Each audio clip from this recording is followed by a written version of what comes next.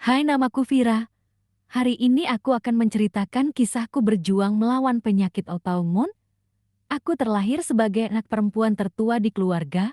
Mamaku perempuan Jayapura dari Depapre dan papaku berasal dari Nias, Sumatera. Aku punya dua adik cewek yang cantik yang namanya Haga dan Dian. Hidupku baik-baik saja sampai aku berusia 8 tahun dan didiagnosa sakit autoimun.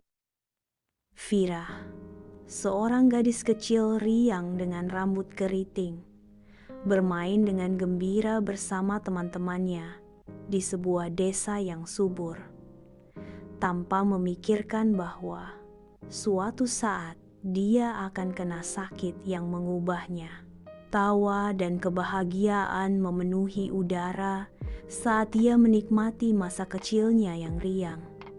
Tak ada kekhawatiran sedikit pun. Dia bersekolah seperti biasanya dan menjalani hari-hari dengan riang. Suatu saat, Vira terbaring lemah di tempat tidurnya. Kakinya ngilu, wajahnya pucat dan penuh kesakitan. Gigi dan gusinya berdarah, serta hidungnya mimisan. Ibunya dengan lembut merawatnya, menyeka keringat dari dahinya, dan menawarkan obat. Ibunya khawatir akan sakit yang Vira derita. Ayahnya duduk di samping tempat tidur, menatapnya dengan ekspresi khawatir, namun berusaha menenangkan Vira bahwa dia akan baik-baik saja. Di stasiun kereta, Vira berdiri bersama keluarganya. Wajahnya menunjukkan campuran kesedihan dan harapan saat dia bersiap untuk meninggalkan desanya. Dia melambaikan tangan kepada keluarganya dan teman-temannya. Sebuah perpisahan yang pahit terasa di udara. Dia harus pergi dalam jangka waktu yang lama. Di rumah sakit, Vira berusaha tegar menjalani pemeriksaan medis meskipun rasa takut dan cemas menyelimutinya. Dia selalu bersemangat walau harus menangis saat diambil darahnya dan dipasangkan infus. Dokter menjelaskan dengan tenang kepada orang tuanya bahwa sakitnya Vira harus dibawa ke rumah sakit yang besar lagi dengan pemeriksaan lab yang lengkap, dan orang tuanya mendengarkan dengan saksama. Orang tuanya sangat sedih, namun mereka mencoba memahami setiap detail dari rencana perawatan yang akan dia jalani. Mereka harus mengambil keputusan karena tubuh Vira sudah sangat lemah. Vira duduk di ranjang rumah sakitnya, sebuah buku di tangannya. Wajahnya berseri-seri dengan keceriaan yang baru ditemukan. Vira tahu ada banyak hal yang akan berubah dalam dirinya, namun dia semangat. Dia tersenyum saat seorang perawat mendekat dengan membawa obat, sebuah tanda penerimaan akan hal baru yang dia akan jalani. Dia harus belajar menerima keadaannya dan bersyukur. Di dalam rumah, Vira, seorang gadis kecil berusia 8 tahun, tertawa riang saat bermain dengan bonekanya. Ibunya masuk membawa camilan.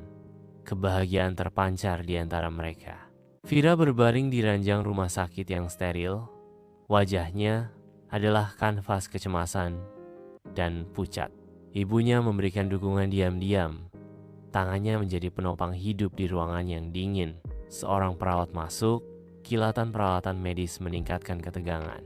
Vira menggenggam tangan ibunya dengan putus asa. Ketakutannya sangat terasa. Di ruang rumah sakit yang steril, seorang perawat mengambil darah Vira. Vira memejamkan mata, menahan air mata saat bisikan ibunya menawarkan penghiburan. Dari ranjang sebelah, Rio menawarkan senyum penuh harapan dan acungan jempol. Sebuah isyarat dukungan tanpa kata. Vira membalas dengan senyum tipis. Sebuah hubungan rapuh terbentuk dalam kesulitan yang sama. Di ruang rekreasi rumah sakit, Vira dan Rio berbagi tawa dan cerita, memenuhi ruangan dengan cahaya. Rio menunjuk bekas luka dari pengambilan darahnya, sebuah bukti perjalanannya. Dulu aku juga takut, tapi sekarang aku sudah terbiasa, kata Rio. Suaranya dipenuhi keberanian yang baru ditemukan. Gelombang ketenangan dan keberanian menyelimuti Vira. Hatinya terasa lebih ringan dari sebelumnya. Vira bersiap untuk pulang, tampak lebih ceria dan kuat. Perawat datang untuk mengambil sampel darah terakhir Vira. Ketakutannya sudah berkurang. Vira menggandeng tangan ibunya. Senyum menghiasi wajahnya. Setelah pengambilan darah, Vira melambaikan tangan kepada Rio, berjanji akan segera kembali untuk bermain. Vira, seorang gadis kecil dengan rambut keriting, duduk di tepi tempat tidurnya. Wajahnya tampak enggan. Ibunya berlutut di sampingnya, kesabaran terukir di wajahnya. Saat perlawanan Vira berubah menjadi air mata, Vira menolak minum obatnya, mulai menangis. Vira berkata, "Itu banyak mama, besar-besar obatnya. Aku tidak bisa minum." Vira dan ibunya duduk diam di hadapan dokter. Ruangan sunyi itu dipenuhi dengan aroma obat. Dokter menjelaskan dengan lembut, "Vira, obat ini seperti teman kecil yang membantumu tetap kuat dan sehat." Vira duduk dengan tenang di mejanya, benar-benar tenggelam dalam gambarnya.